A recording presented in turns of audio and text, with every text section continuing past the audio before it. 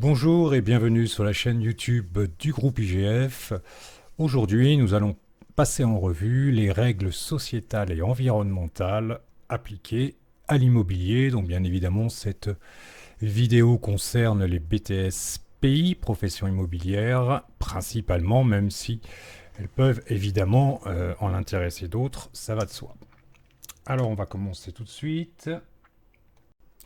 Alors maintenant, on passe à toute autre chose, les réglementations en vigueur en faveur des personnes à mobilité réduite.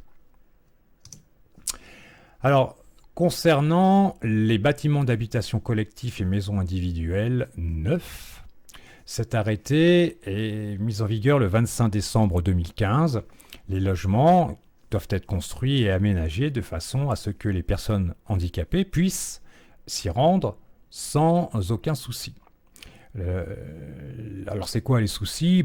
Ce sont des ouvertures qui sont pas assez larges pour faire passer un fauteuil roulant par exemple, un éclairage insuffisant pour des malvoyants,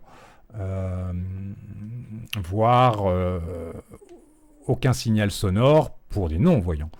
Donc voilà des choses qui peuvent compliquer l'accès au lieu pour des personnes handicapées.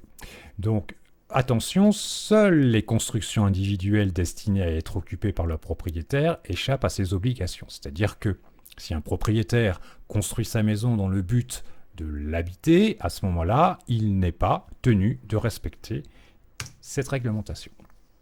Alors les normes sont vastes, elles concernent les cheminements extérieurs adaptés, c'est-à-dire concrètement qui permettent de faire passer un fauteuil roulant, mais également on n'ait pas des sols glissants, etc.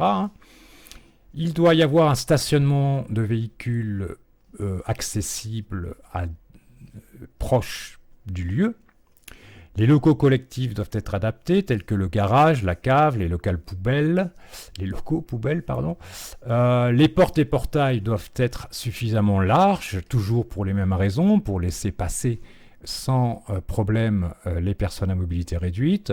Les balcons et terrasses doivent être accessibles également. Les pièces à vivre doivent aussi répondre à ces réglementations, notamment dans l'encadrement des portes, qui doit être suffisamment, encore une fois, large, les salles d'eau avec tous les équipements, les rampes pour se tenir à l'intérieur des douches, de quoi s'asseoir dans la douche, etc. Et puis évidemment tous les autres aménagements tels que l'interphone, la luminosité dans les couloirs, etc. doivent être évidemment rigoureusement étudiés. Alors, voici quelques exemples qu'imposent les réglementations. Il y en a évidemment bien d'autres. La largeur minimum d'un cheminement doit être d'1,20 m. Les paliers doivent avoir une longueur supérieure à 1,40 m. La proximité d'un parking accessible avec une signalétique adaptée. Interdiction des portes de type tambour ou tourniquet. Alors, une porte de type tambour, vous savez, vous avez déjà vu ça, notamment dans les musées, souvent on les rencontre. Ce sont des portes qui tournent et on a 3, 4 ou plus de portes qui tournent autour d'un tourniquet et puis on rentre à l'intérieur pour pouvoir rentrer dans l'établissement. Ça, c'est devenu interdit dans les nouveaux bâtiments, puisqu'évidemment, il n'y a pas possibilité de passer au travers de ces portes avec un fauteuil roulant. Le sol antidérapant avec rampe doit être prévu, des repères sonores pour les malvoyants, des lavabos accessibles en position assise, c'est-à-dire qu'il ne doit pas être au-dessus des 90 cm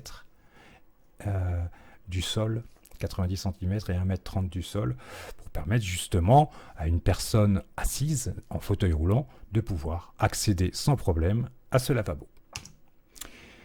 Alors pour les ERP, c'est-à-dire les établissements recevant du public, depuis le 1er janvier 2015, les règles sont plus souples pour les ERP existants. Ces règles concernent les nouveaux bâtiments.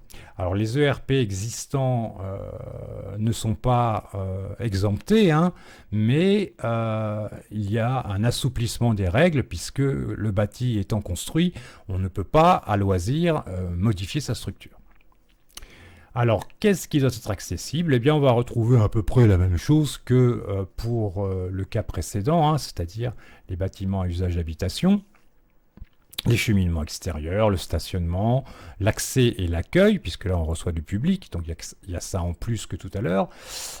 Circulation horizontale et verticale. Alors, horizontale, ben, c'est les escaliers, l'ascenseur.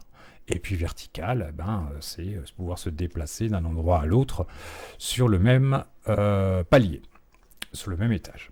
Les sanitaires doivent être accessibles, les portes et les sas, notamment au niveau de leur largeur, au niveau des pentes aussi, il faut faire attention, il y a des normes, le revêtement du sol doit être adéquat, les dispositifs d'éclairage également, et puis il faut une signalétique précise pour véhiculer un certain nombre d'informations écrites à destination du public. Alors, quels sont les risques si un ERP ne respecte pas ces normes?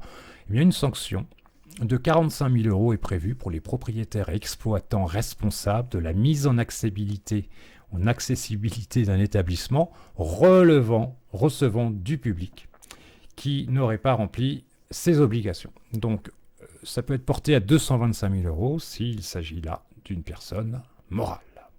Voilà pour cette partie sur les réglementations environnementales et sociétales.